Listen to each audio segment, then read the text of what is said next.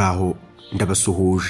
Bajye bavuga ngo buryo kurusha imbunda n'amasasu abagusumbye mu bushobozi nta naho mwahurira na gato, kandi byanagorana ko wafungura n'udushumi tw'inkweto ze. Reka byose tubitangirane n'igitondo cya tariki 27 z'ukwa mbere 2025, ubwo hari kuwa mbere n'ubundi w'iki cyumweru. Ni umunsi waranzwe n'umutekano muke mu gihugu cy'u Rwanda, by'umwihariko mu gice cy'uburengerazuba mu karere ka Rubavu gahana imbibi na Repubulika Iharanira Demokarasi ya Kongo, by'umwihariko mu mujyi wa Goma. Rero indwanyi za FARDC zacije umuriro ku Rwanda, zohereza ibisasu karundura ku gihugu cy'u Rwanda, maze u Rwanda narwo rwerekana ko rudakangwa n'ibiturika byose, ahubwo rwihutira kumira ndetse no gupfubya ibyo bisasu karundura byari bigiye guturitsa ibice bimwe na bimwe bya Rubavu.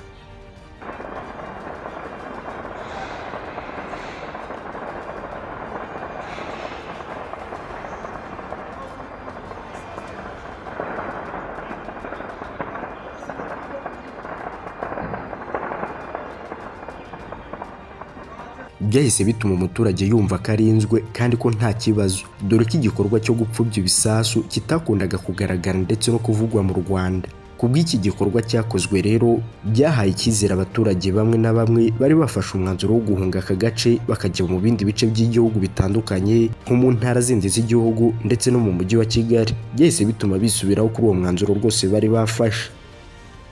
Ibi byabaye byagize ingaruka zikomeye ku Rwanda, dore ko abantu 9 baje kubura ubuzima ndetse n'abandi barakomereka, amazu menshi arasenyuka ndetse n'ibindi bikorwa remezo. Gusa nyuma yaho n'ubundi kuri iyi tariki ya 27 z'ukwa mbere 2025 umutekano wakomeje gukazwa ndetse cyane, maze ubundi ibintu bijya ku murongo, abaturage batangira gusubira mu kazi kabo.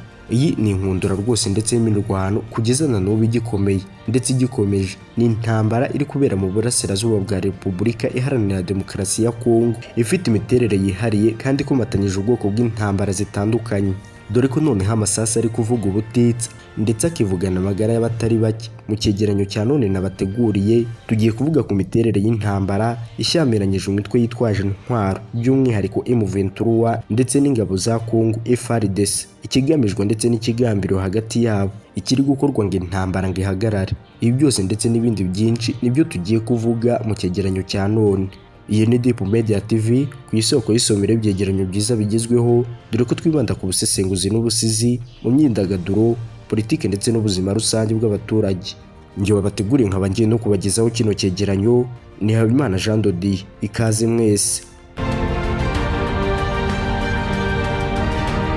Ubundi icyo wamenya ku mavu n'amavuko M23 nuko M23 ari umutwe w'inyeshyamba ugizwe ahanini n'abari abatutsi, washinzwe muri 2012 wabahoze ari abarwanyi b'umutwe wa CNDP, National Congress for the Defense of the People. Bashinjaga leta ya Kongo kutubahiriza amasezerano y'amahoro yo ku 23 Werurwe 2009, ari naho izina M23 rikomoka. Uyu mutwe wigaragaje cyane muri 2012 ubwo wafataga umujyi wa Goma, ariko nyuma y'amezi make watsinzwe n'ingabo za leta zifashijwe n'umuryango w'abibumbye, maze abarwanyi bawo bahungira mu bihugu by'abaturanyi. Twavuga ko ibi byabaye muri 2012 byongeye kuba, gusa kugeza kuri ubu ntituramenya ukuri kwa nyako. Twongeye tugarutse mu bihe bya M23 mu kongera kubura imirwano, aho muri 2022 M23 yongeye kubura imirwano ishinja leta ya Kongo kutubahiriza amasezerano y'amahoro. Iyi mirwano yongeye gukaza umurego muri 2023 na 2024, aho M23 yigaruriye uduce twinshi two mu ntara ya Kivu y'Amajyaruguru, harimo n'ibice byegereye umujyi wa Goma. None 2025 Goma yose biri kwitwa ko ifitwe n'uyu mutwe wa M23, dore ko bakomeje kugenda bagaragaza akanyamuneza ndetse n'ibyishimo bitagira ingano uko uyu mujyi uri mu biganza byabo.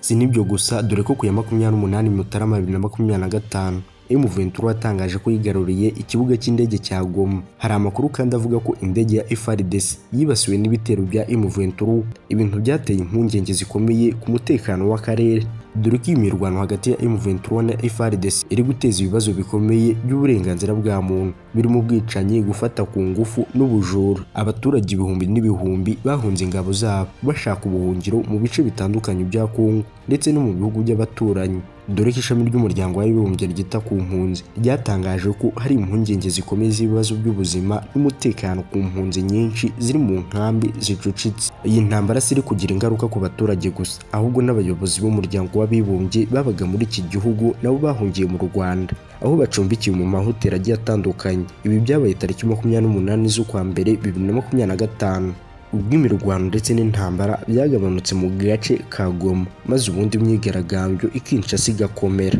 aho ambasade zimwe na zimwe zagiye zitwikwa. Twababwira nka ambasade y'u Rwanda ndetse n'iya Amerika.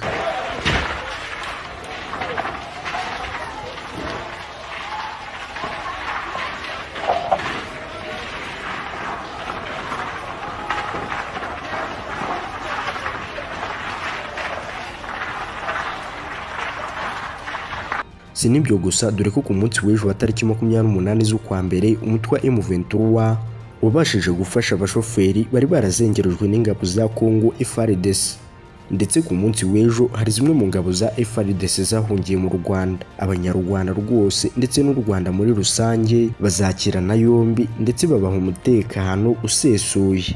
Umuryango w'abibumbye n'indi miryango mpuzamahanga barasaba impande zose guhagarika imirwano no kugana inzira y'amahoro binyuze mu mishyikirano. Hari kandi ibiganiro bigamije gushaka umuti w'ikibazo, ariko kugeza na n'ubu ntibiratanga umusaruro ufatika. Amerika nayo yasabye M23 gushyira intwaro hasi ikajya mu biganiro by'amahoro, gusa ibi M23 nabyo yabitesheje agaciro. Ni kenshi bakunze kuvuga ngo kugira ngo intambara ihagarare burundu ni ngombwa ko habaho ubushake bwa politiki, imikoranire y'ibihugu by'akarere n'uruhare rw'imiryango mpuzamahanga mu kugarura amahoro arambye mu burasirazuba bwa Kongo. Gusa ibi byose byaranze, nta na kimwe kiri mu buryo. Gusa icyo navuga nuko ibi byose bisaba igihe, ubushishozi n'ubwitange bw'impande zose. Gusa impande zose zikaba zigiza nkana. Ndumva nasoreza ku ijambo ry'umuvugizi wungirije wa guverinoma y'u Rwanda ari Mukurarinda yarayavuze mu ijoro rya tariki 28 z'ukwa 9 2025 ko igikeneye kugira ngo intambara iri kubera muri Kongo gikemuke kari ingufu ndetse n'ubushake bwa diplomasi ya Kongo.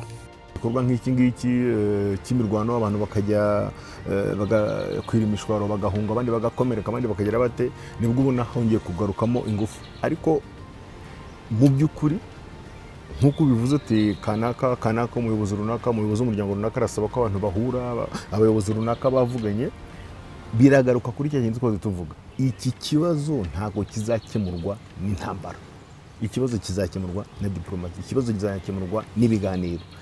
Ariko tongere tubivuge, ese ikibazo uko guverinoma ya Kongo ikivuga, igitangaza, icyamamaza niko koko kimeze hano hirya mu burasirazuba bwa Kongo?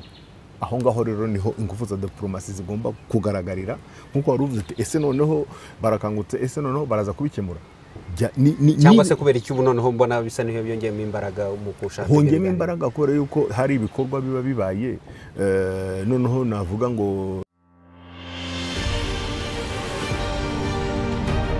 ndabashimiye mwese twabanye, dusubire mu biganiro bikurikira. Nge mwabanye na Habimana Jean de Dieu, iyi ni Deep Media TV.